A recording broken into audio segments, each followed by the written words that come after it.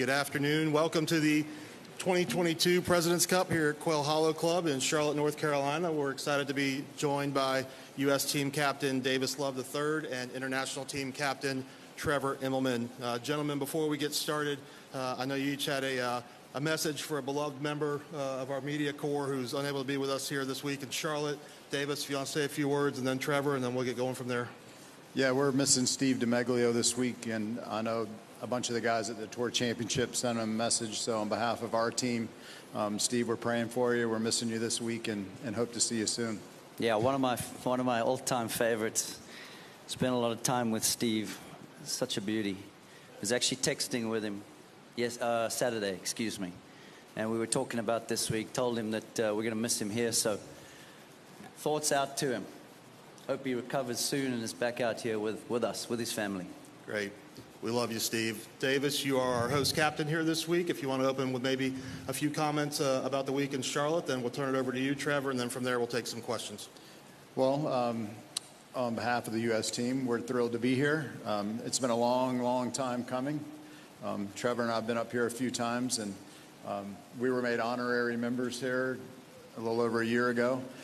So this is kind of our home club again in North Carolina when we're up here. And we're just really thankful that we're here and ready to go. Our team's excited. The golf course is absolutely incredible. Everything that they've built here is incredible. It's an amazing build out, you know, coming from Whistling Straits, and then I was just at the Tour Championship, and you think, wow, those are pretty big tournaments with a lot of tents and a lot of sky boxes. This is just amazing, and I'm a fan. I'm out there taking pictures of the course and sending it to my friends.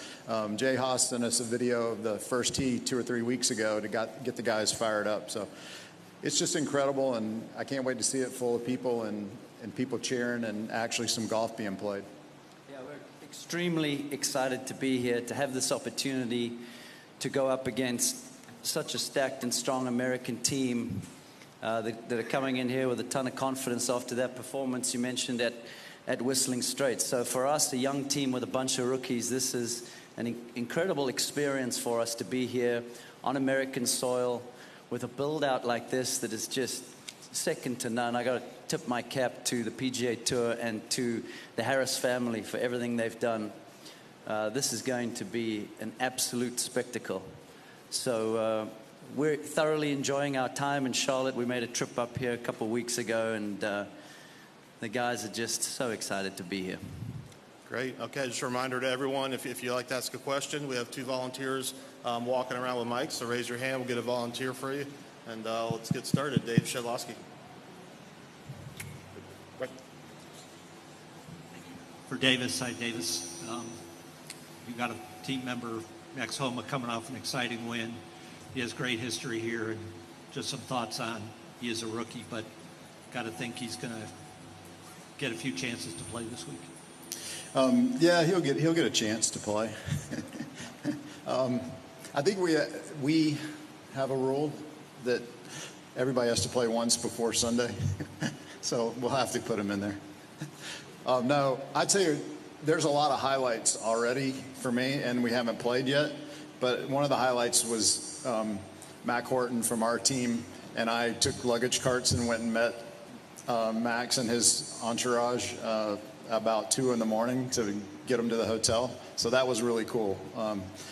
I was sitting on the 18th green at Minnehaha Country Club watching Steve in a playoff, and then watching Max finish off his tournament, and got to the airport to see him finish the tournament. So what a great way to start off our week with a win from a player and a win from a captain.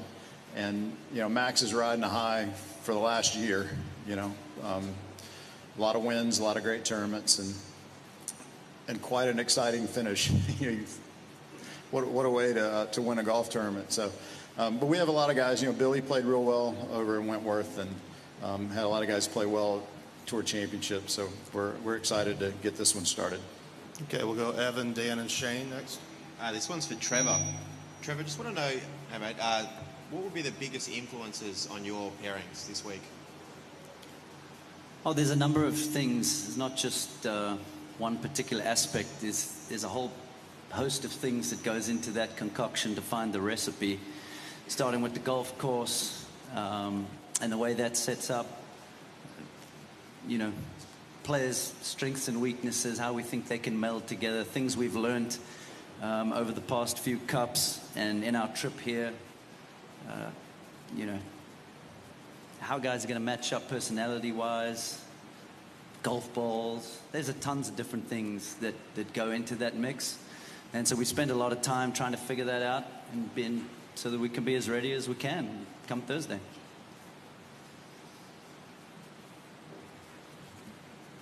This is also for Trevor. For some of the guys who aren't here, and especially the guys who decided to make the jump pretty recently after the Tour Championship, how was that message delivered to you, and was there a level of personal disappointment given all of your team building efforts over the last year? The message was delivered to me right from those players.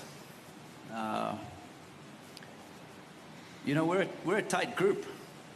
We're a tight group, and all of those players were very open and honest with me throughout their process, telling me exactly where they're at. And so I was up to speed on it. And, everybody has a right to make their own decisions, and I respect those guys making those decisions. I also do respect them for keeping me in the loop, making sure that I understand exactly where we're at all times so that I could try and be prepared as I could. So I thanked them for that. Am I disappointed that they're not able to be here? Absolutely. But, we have the 12 guys here that we love and wanted to be here. And now we get to go. We get to go up against a strong American team. So we're looking forward. Shane? A question for both. Davis, it's no secret America will be the big favorite coming into this. And it's not always easy to be a favorite, especially a big favorite. And I'm curious if part of your planning and part of how you deal with the players is sort of dealing with that or guarding against it in any way. And then maybe after he's done, Trevor, if there's some freedom in being the underdog, or how you're kind of dealing with being, embracing that underdog status. We're used to being called the favorite. Even when we lose 3 Ryder Cups in a row, they tell us, oh, but they're the favorite. The other captain or the other team or you guys remind us that we're the favorite. So we're used to that. That's on paper. In the games, a lot of great coaches will tell you the games aren't played on paper. They're played out there on the golf course. Statistically, yes, we have a higher ranked team. But I know a bunch of those young guys on their team, and they're going to come in with a chip on their shoulder and together. And I think what we've talked about is we both have 12 guys that support the PGA Tour, that want to play in the President's Cup, and are fired up to be on these teams. And it doesn't really matter who the favorite is in match play. That's why we don't only play it, in the regular season we only play it once, because you never know what's going to happen. So we understand all that, and we're prepared for that. Yeah, I think it's quite clear that we're the underdogs. We generally have been in this competition over the years. So it's a tag that we're used to.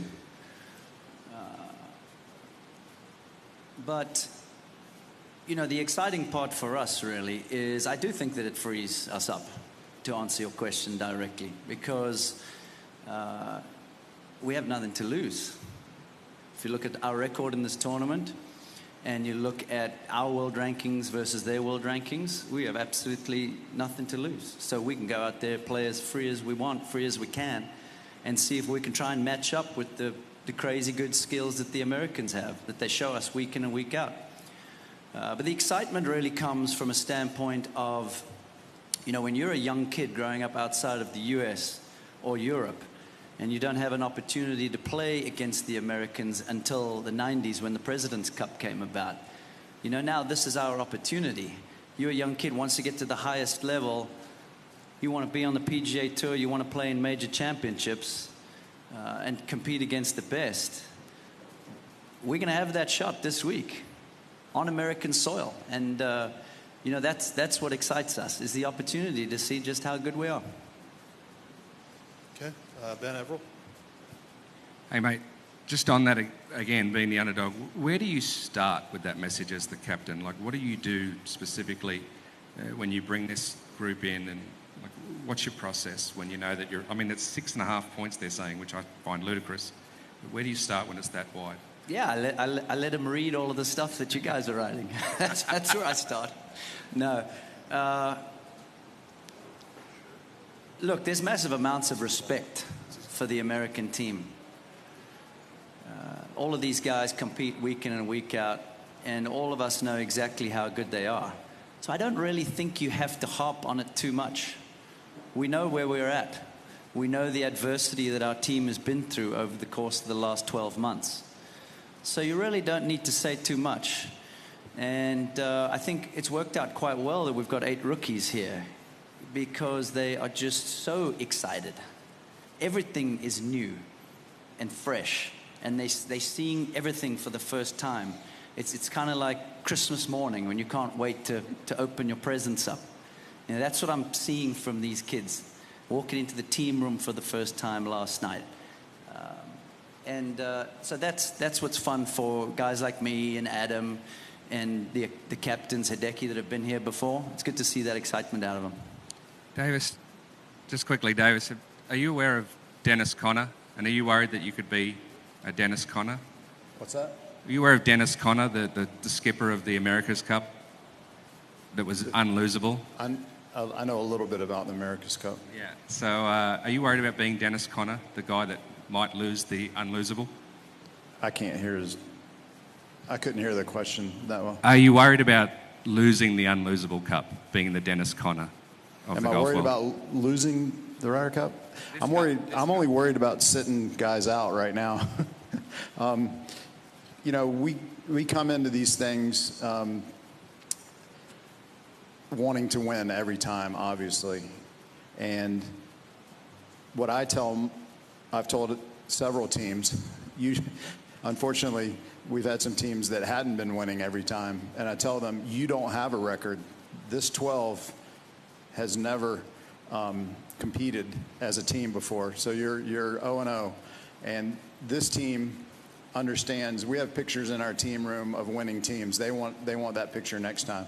But I have compared the Ryder Cup to the America's Cup. Like, nobody really cared about the America's Cup until we started losing. And then Ted Turner used to live up the street from us in Atlanta. And nobody really cared until we lost it. And then we said, how could we lose a boat race? You know, we're in the United States. So I took more interest in it after that. Obviously, technology, like in golf, took off in the yachts, and it became a big sport. Same thing with the Ryder Cup. As soon as we lost it. And then it got so competitive in the Ryder Cup, we wanted to do it. The international side wanted to do it. And the great Jackie Burke said at the Ryder Cup when Hal Sutton was a captain, he said, who in the hell do we think we are? We're taking on half the world in 1 year, and then half the world the next year. And so it's hard for us because they can assemble a great team from all over the place and take the best players from a lot of different countries and put them together.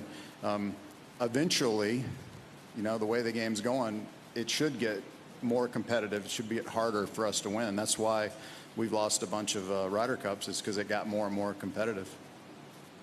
Okay, we're going to go to the back row here on this side, starting in the back with the peach. No? Oh, sorry, Dylan, and then back row, sorry. You guys have studied the course, I'm sure, in making your selections and now determining pairings. What do you see as the course profile of Quail Hollow, and what specific parts of the game does it favor or not rely on as much? Yeah, we've seen a lot of high-level competitive golf played on this golf course, so there's really no surprises from all the Wells Fargos we've seen, the PGA Championship. It's a course that tests every part of your game. There's some room off of the tee as the course has evolved over the last 6 or 7 years. Rough is not all that long, but the greens are quite severe in spots, so there is an advantage coming from the fairway for sure. So it's not like you can just be blasting it all over the place. So it asks a lot of tough questions with the long game, and then once you get on the greens, like I just said, pretty undulating, quick, and so you got to have skill, you got to have imagination, you got to have touch, you got to be able to hold your nerve. So it asks a lot of tough questions, this course. And with the routing change for the President's Cup, it's going to be so exciting with that stretch of holes in the middle there, a couple drivable par fours, green mile, the build out that we have. It's going to be awesome. I can't wait to see a packed house here on Thursday. Okay. Go to the back row here. We've got two on the back row, and then we'll go Alex and then Sean. So yeah, this question's for both captains. I was wondering if your teams were to go head-to-head in a basketball game, who would your starting fives be? What was the question? Sorry, In basketball, If they were head-to-head. if they were to go, if you guys were to go, if your teams were to go head-to-head in a basketball game, who would be your starting five for both teams? Who would be the starting five? That's a great question. It might take a while for this. Well, I got Pendrith and Connor. Pendrith and Davis for sure. Those are guys that are way over 6 foot, so we're happy about that. We've got some size to start this thing. Kind of like little Tom Kim as a point guard. You know, he's got a fast mouth on him too, so he's perfect for a point guard. So I still think we're probably underdogs if we're playing basketball too, though. Yeah, we won't play soccer or rugby against them for sure, and we might get out dribble them. I would bet that Scheffler and Tony Finau are good center power forwards, and then we probably have a lot of good shooting guards. I would think Jordan, Kisner. I got some rookies on my team that I wouldn't know their basketball game. Like I don't know about Max.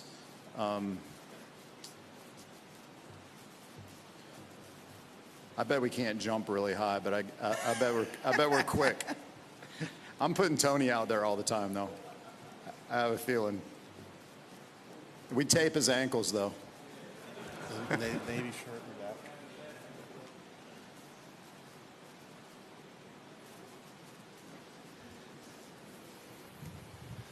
Trevor, how are you?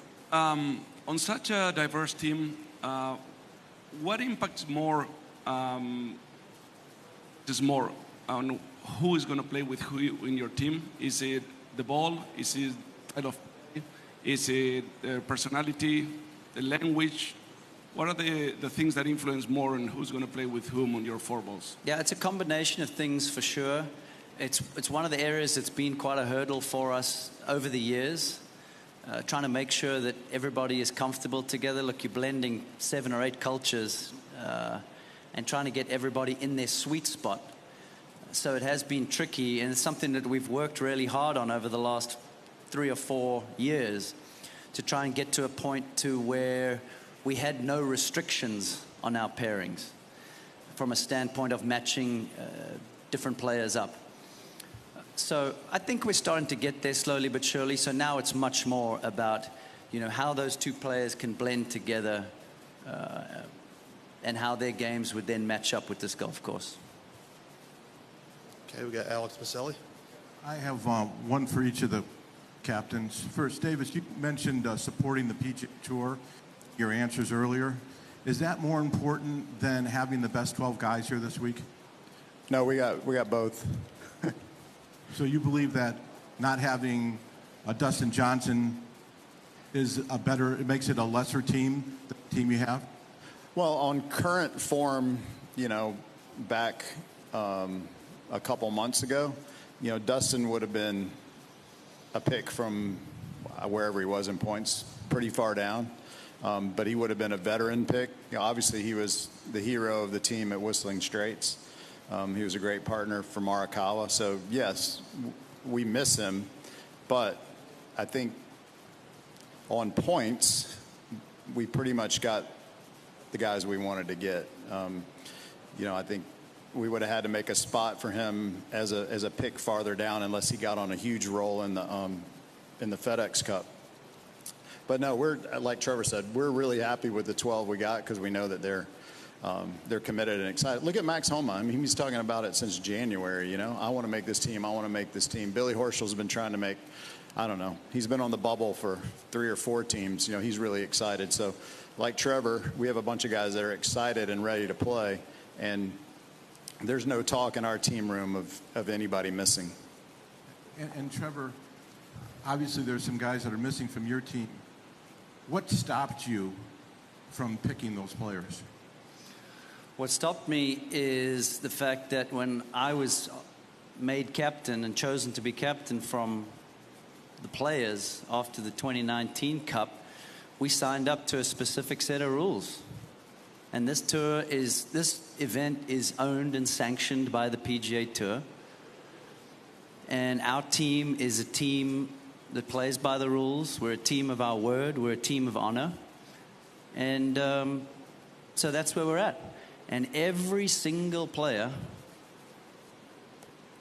that I spoke to from early on in this process knew exactly what the situation and the consequences were going to be. And they knew that if they made certain decisions, it was going to be highly unlikely that they were going to be able to represent the international team.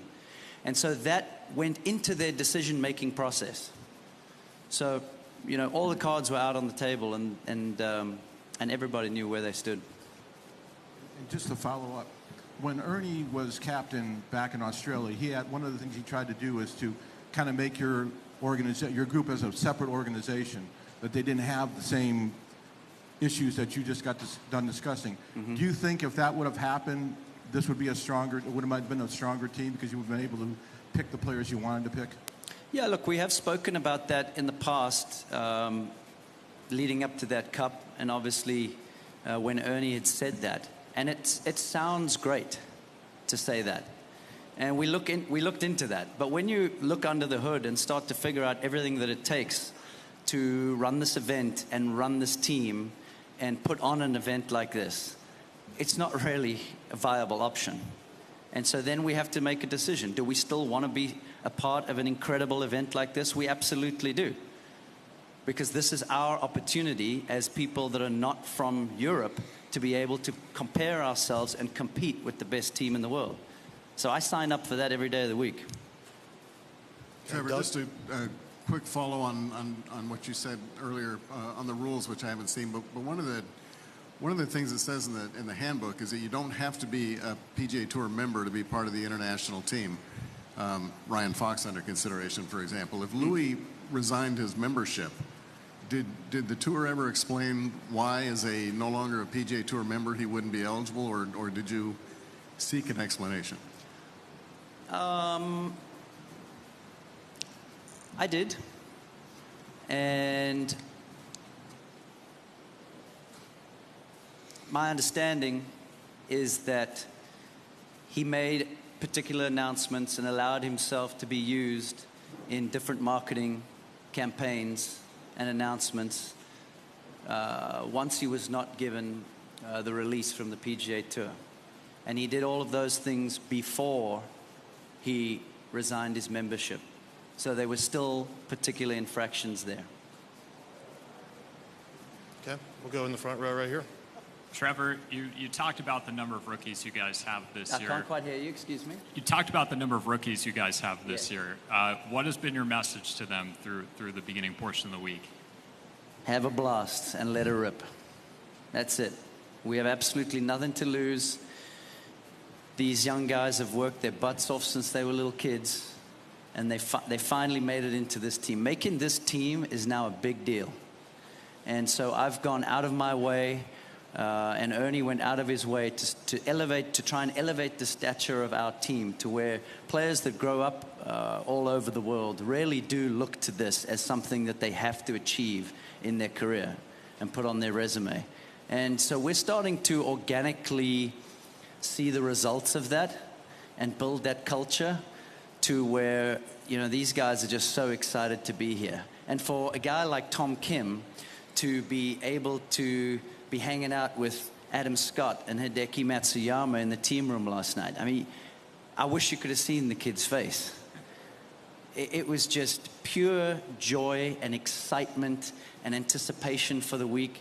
So, you know, my message to them is to, number one, trust yourself, believe in yourself, and then have a blast. Enjoy every second. And you had said to me when we spoke about a month ago, you said the 12 guys that wind up here, those are the 12 that wanted to be here, and those are the 12 that I want to be competing with. Do you still feel that way now? Yeah, I absolutely feel that way, and that's, why I answered that particular question earlier in that way. Every single player that ended up going and not going knew what the situation was. So it was part of the decision-making process for all of them. So yeah, the 12 that are here are the 12 that wanted to be here, and those are the 12 that I want to fight with. Okay, we're going to go Ryan Lavner, Sean Martin, and Brendan Quinn next. Davis, you were part of the staff when Jordan debuted in this event in 2013, and now he's the most experienced American team member. What sort of evolution have you seen from Jordan in the team room and sort of the leadership aspects that he brings? Yeah, I'll never forget Jordan in 2013 bopping into the team room on Monday with shorts and a T-shirt on and starting throwing ping pong balls around. And my wife, Robin, said, "Who is that kid?" I go, "That's the future of our team right there." And he has been. And in 2017, Steve Stricker had a little team meeting every night, and Jordan jumped up. I think it was either Tuesday or Wednesday, and he said, hey, this has been real fun celebrating. I think Justin had just won the FedEx Cup, and we'd been having a big time riding the boats in New York. And he goes, "Hey, whoa. It's going to be windy tomorrow. We got to get ready. This is going to be a tough match." And from then on, guys have seen him kind of as a leader. And we had some little meetings last night, and he's a very smart guy. He's a very confident guy, and that's what we need is guys to step up. I mean, maybe Tony's the oldest, but he's the most experienced and the guy people look to take the basketball and take the last shot. Sean? For Trevor, a few cups ago it was analytics that kind of gave a team an edge, and now both teams have pretty good infrastructure there. As you try to chip away at their advantage, what maybe are some random rabbit holes you went down or next frontier you went down to just try to get a little, less of a hole to dig yourself out of, I guess? You actually think I'm going to answer that question? Maybe something you didn't use. Answer it. Maybe something you didn't use. I don't know. Maybe something you looked at that you didn't end up using, but just thought I'd try. I'm not going there, man. They do not need any more help, I promise you. Can you hand it back to Brendan?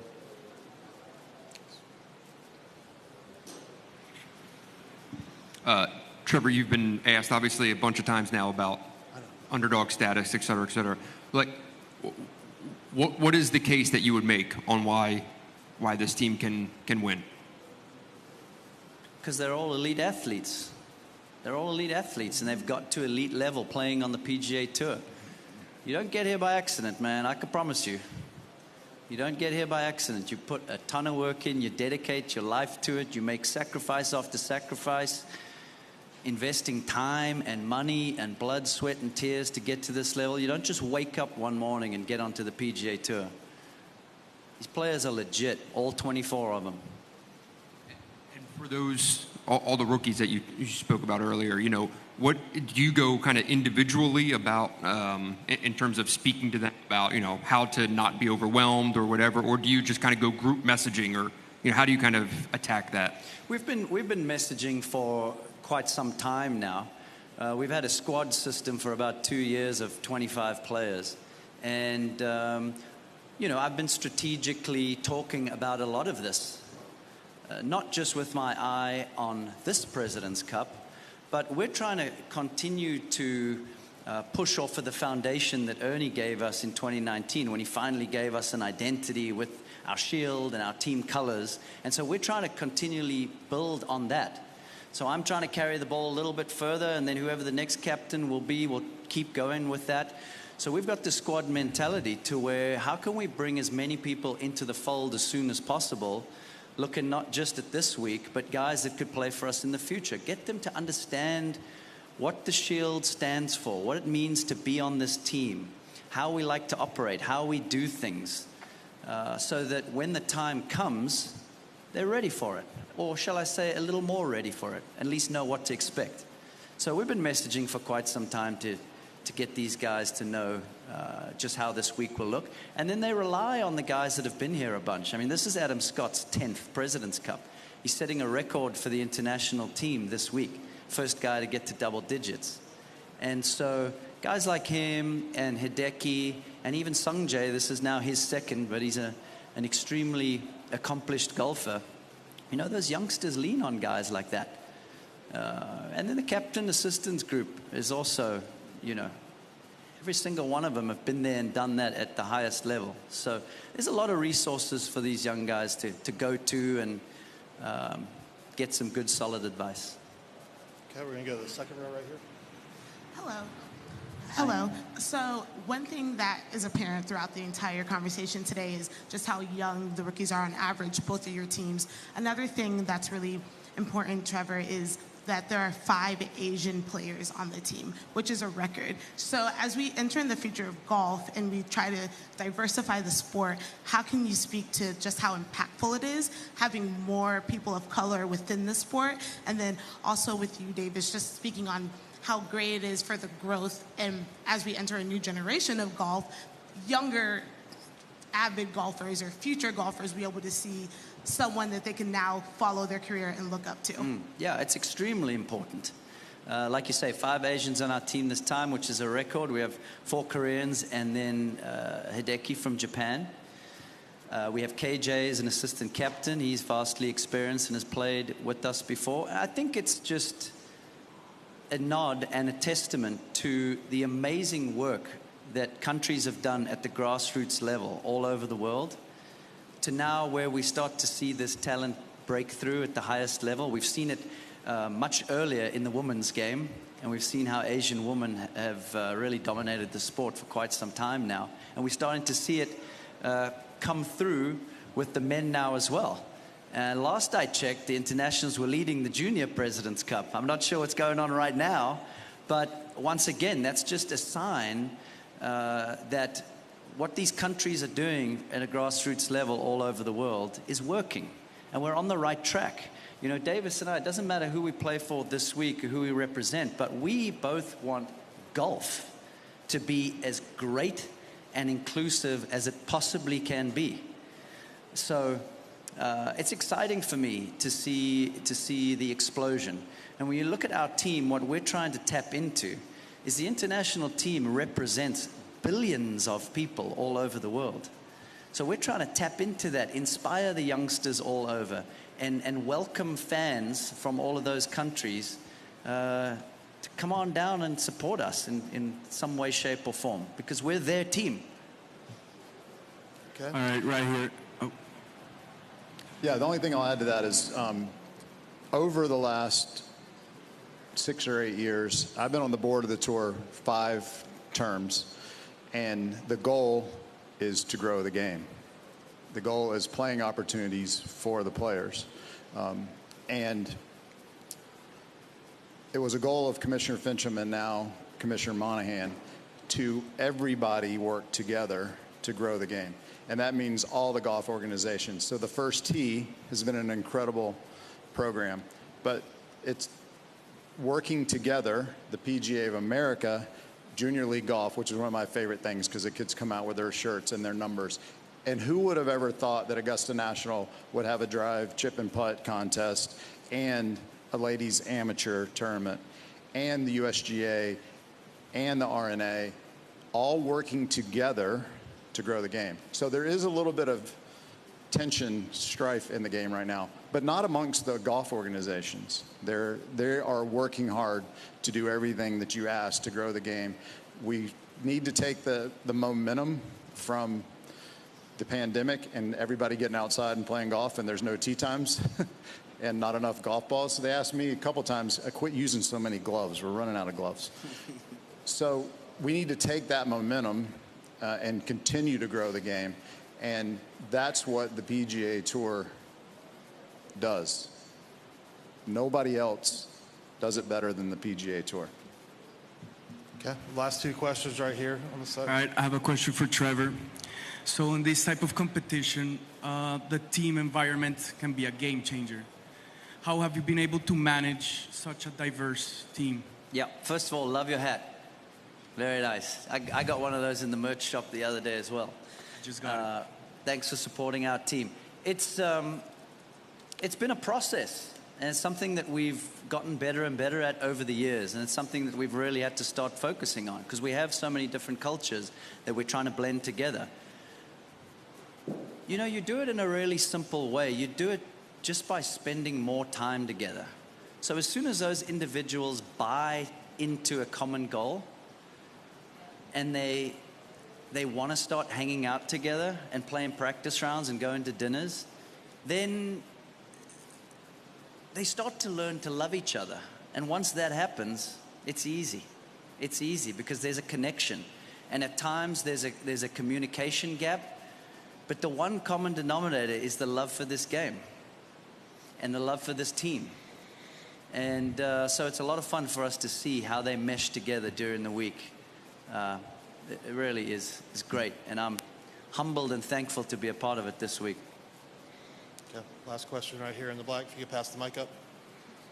Oh, This question is for Trevor. Trevor, do you get a sense among some of the newcomers that they're playing maybe with a chip on their shoulder that they have something to prove that they deserve to be here? Sure, I think there's an aspect to that. It's like I said earlier, you know, this is the stage to find out if you've got what it takes or not. This is the stage to test your skill level. Have you made all the right decisions up until this point to give yourself the best chance against the best in the world?